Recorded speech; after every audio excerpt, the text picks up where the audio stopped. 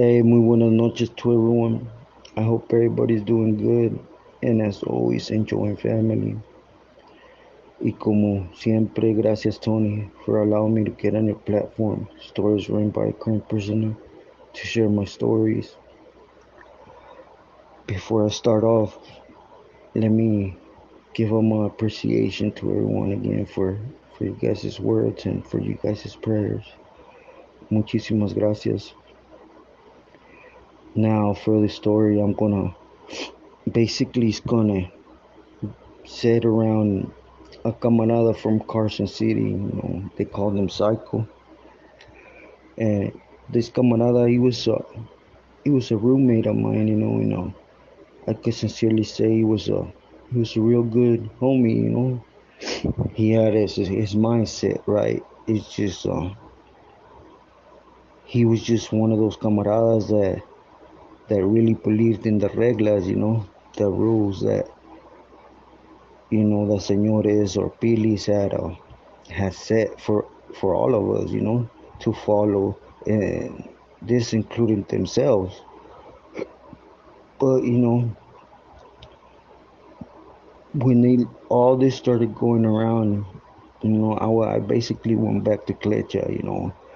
I was having sit downs with the Senor Sana, and basically I was being schooled on what I was supposed to do when I got out, because we all knew it was just a matter of time before, you know, I got released due to they couldn't hold me on a immigration hold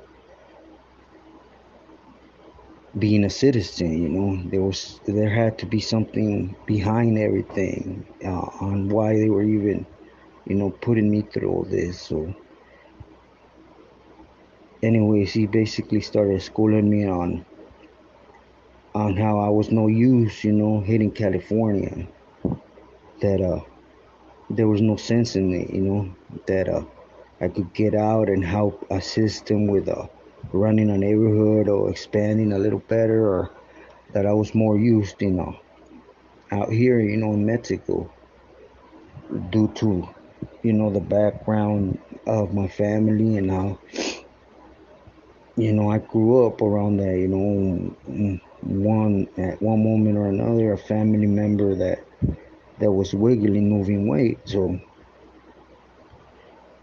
he basically had me start, just going through who was out here, where they were at, and who was I supposed to assist, And the first one was the camaradas right here on the linea, were on the border, which was, Evil, you know, from Ventura, and also on the border was Richie from El Monte, O from Valle Imperial, and Mono from Ontario Black Angels, and the camarada Tweety that was there assisting them. And a little further down the line, and Tijuas, well, you guys know who was there, the Senor Pat and Pato and all them that were there with them. And you go down a little bit, and you had, you know, the Senor D from Ontario, and down towards Jalisco, you had Rudy and his workers that were down there in the Valle area. You had Sapo from Pacas that was out there in the Valle too.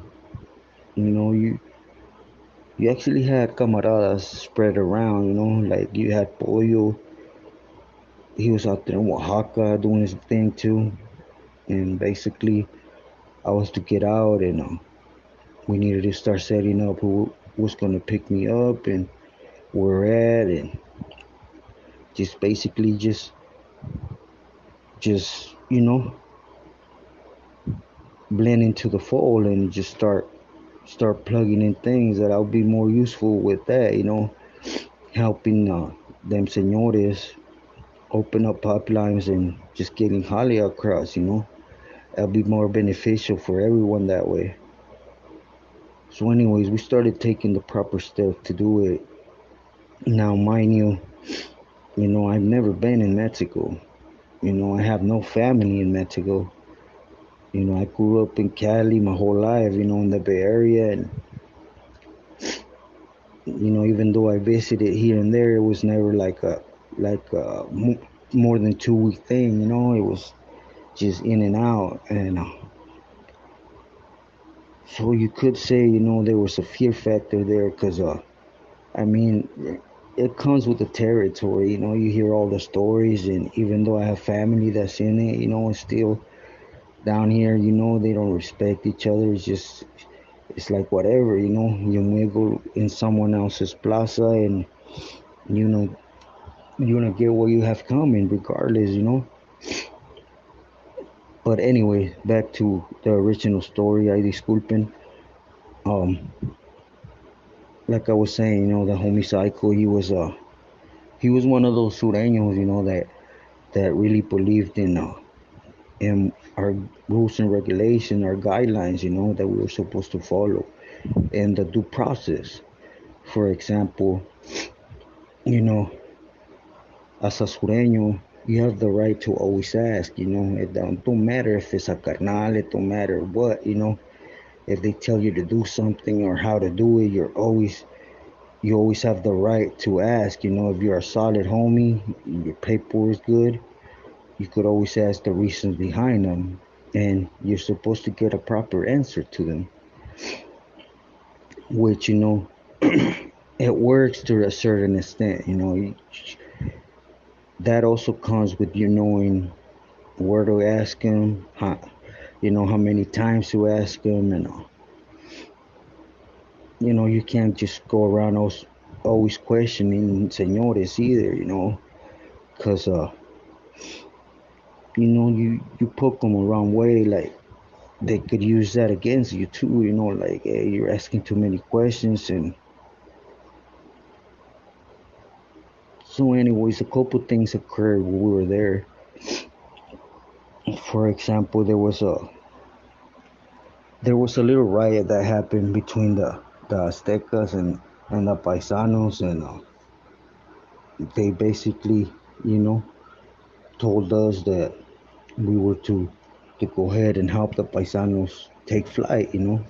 For those that don't know, one of our biggest rivals in the federal system are the Aztecas, or you know any clica that comes from Texas. But mainly the Aztecas, which I will come to learn that it's a war that we carry down to Mexico.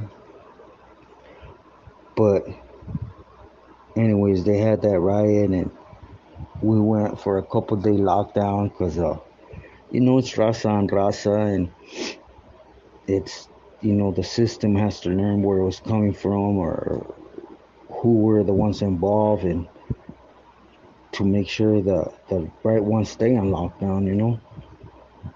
But anyways, they went on lockdown, the first ones back up were the Aztecas. And right when they came back up, then it was our turn to go ahead and go up. And we hoop bang, we did our thing, and it got back slammed. And right after this, there was a paisa, Colima, that they basically wanted somebody to go ahead and remove him, period.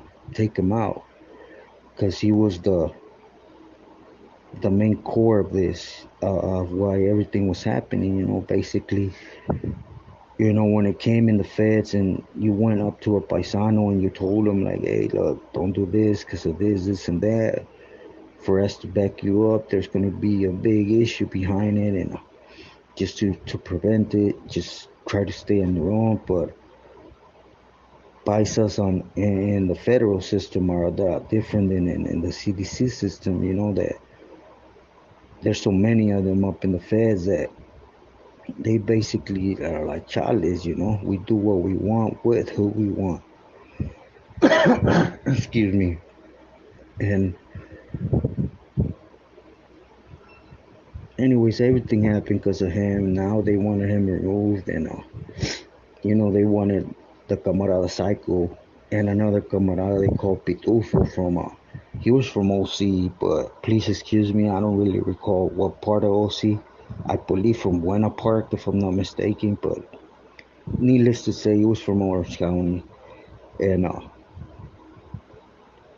you know, Psycho started questioning it, you know, like, hey, you gotta just give me the reasons behind him, and which they did, you know, at first they told him why they wanted him removed and all, but I guess homeboy wasn't happy with the type of answer he got, so he kept on pushing, you know, he kept on pushing on the whys, and another was why he was being picked when he wasn't a lifer, which I 100% agreed with, you know, because there was a lot of camaradas that had all day in the federals, you know, that could have been taken care of the situation, but due to them being real close to a Billy, they were like, nah, we prefer having them here than having someone that's like a toothache, you know, constantly asking on why we're doing things.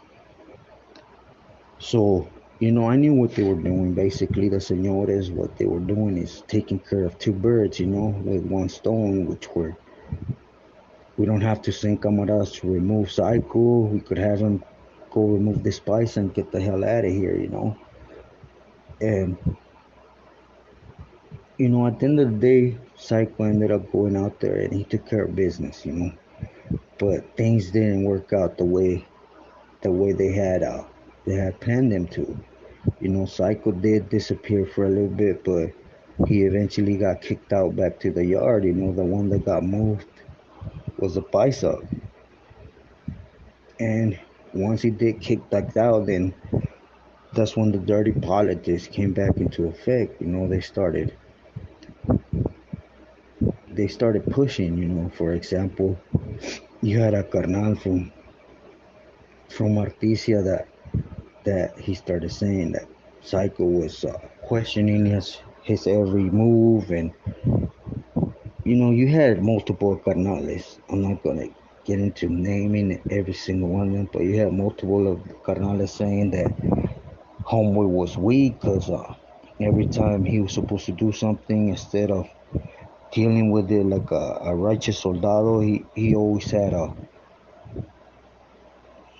had something to prolong it, you know, which it wasn't the case, you know. I think that he was in the right, you know. You send me to do it, por favor, tell me why it's being done so that I don't get crossed up, you know, because it's normal. It's things that do happen.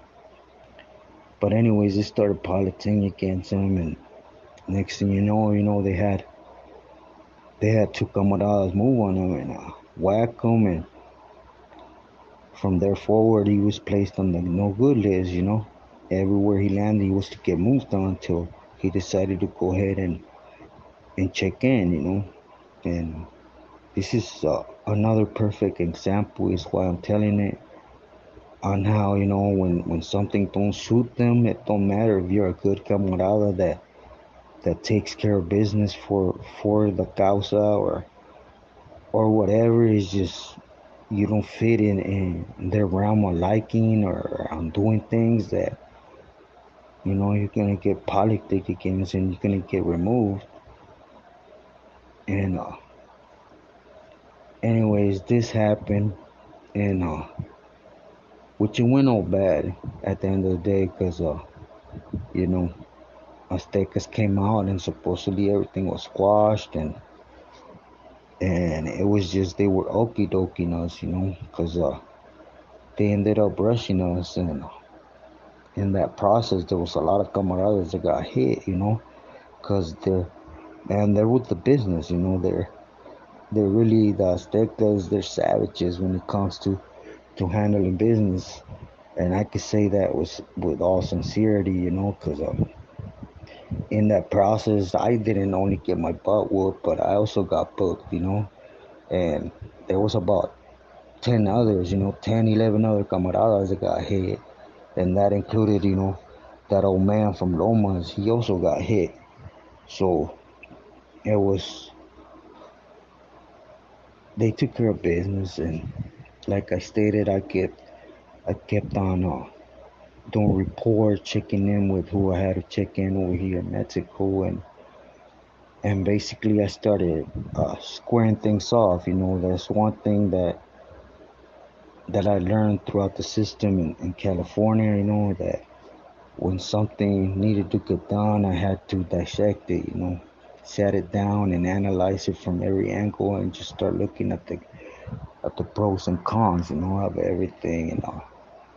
Like I stated to you, there was a fear factor there because I didn't know how they wiggled in Mexico. I had not been in Mexico, never, to be sincere.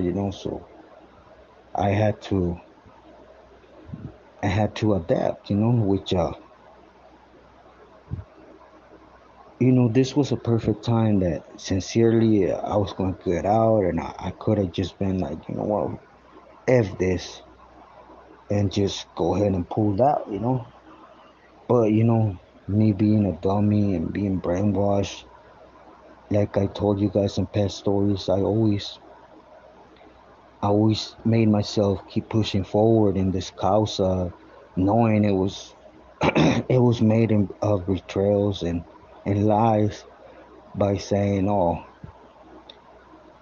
starting a new chapter is going to be different." Just keep pushing, keep pushing, keep pushing. And I honestly thought that coming to Mexico, there was going to be more wiggle room to make feria, to not get back out to Cali on high risk parole. And I fooled myself, man. That's something that I think camaradas is their strongest enemy. It's just ourselves.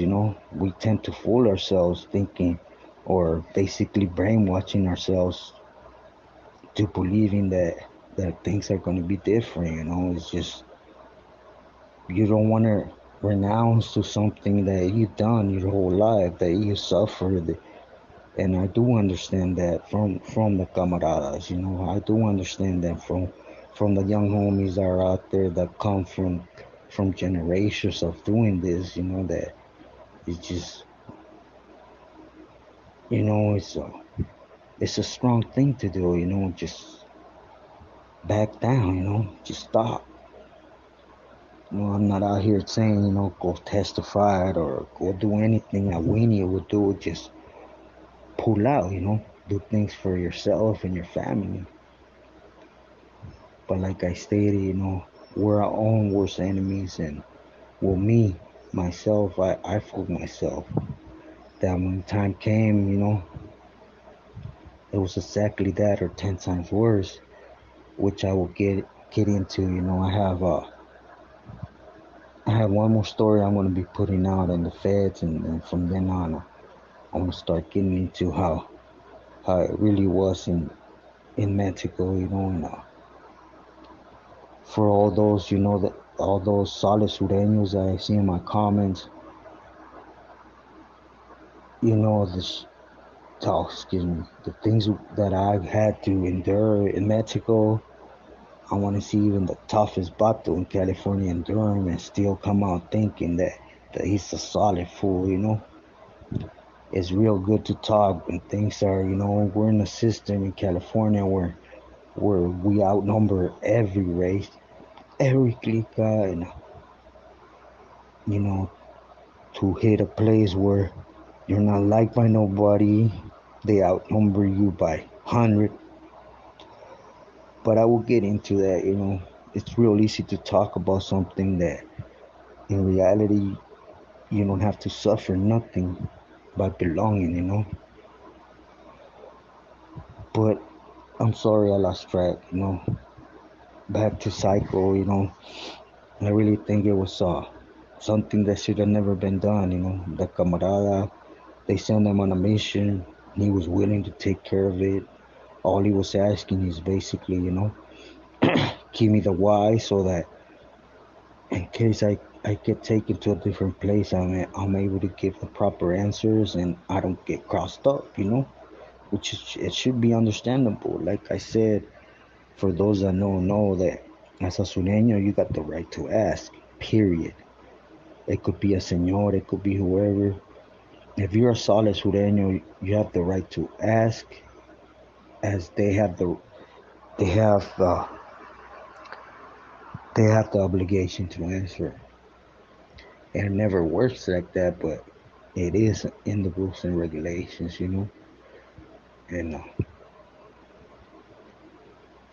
anyways, needless to say, I continue to touch base with who I needed to be touching base with in Mexico, and I kept getting schooled by, by the Senor Sana, and I could sincerely say again, I'll say it, he was a good Senor in that aspect that he tried to give you the good, the bad, the grimy, everything that could go wrong. And the only thing I had for myself that I had a lot of family out in Sinaloa, so they figured I was going to be able to blend in a lot easier, but you know, there's a big difference from you thinking it to actually happening. But till this day, I don't know where the homie Cycle went, but I'm guessing he got sent back to wherever he needed to get sent, because he was he was eventually gonna parole, but now he was gonna parole with that jacket, that he was on that lista, and that's another thing, those that you belong to on the streets, they're quick to pass judgment, You get busted, you start doing your time, and I do understand that when you get busted alone, period. But they don't even send a letter, nothing. But when you get out, they're quick to judge on you being on the list. They don't question how things happen, or they don't have no type of courtesy on what you did for the neighborhood or nothing. But again, I ain't on here to talk good on that. I do believe, if you went on a stand and testified, or even if you debriefed to get to where you needed to, you know, then you're no good, period, because snitching, you don't even have to be in the gang life. Snitching is snitching, and there's no room for those. But that's just my opinion. But anyways, everyone, I disculpen again. I've been really bad lately, and I'm just trying to come on here and touch base with you guys, and mainly to thank you guys and extend my best wishes. I want to start getting into the stuff that really changed my life, Like I could sincerely say, had all those years I did in the system didn't compare to a year I did wiggling out here, with the senores, as you guys would see. And I'm almost there, guys. I got one more story and I'm gonna get into it. But with this said, again, muchísimas gracias. I won't take much more of you guys' time for this video. I want you guys to please do me a favor, support the boy Tony with his new channel he has, as well as what he's doing with the camarada Pelon, Pelon. Me personally, I was there in Corcoran. He got done 30 to my outlook at things. He got done dirty, and he has my complete respect. From the time we went to HBSU till the time I was there hearing about his issue in Corcoran. He's a good camarada. He has a lot of good plecha to put out there. A lot of he has a lot to put out there to really see on how things are. But please do support Tony. And with this said, I will let you guys rest. Again, disculpas if I sound todo tonto, but I'm trying. I'm really trying. De nuevo, gracias. And as I always say, stay true to yourself and stay loyal to your family, stay loyal to what counts, or what's gonna count, that's gonna stay loyal back to you. Muy buenas noches, mi raza. Que descansen.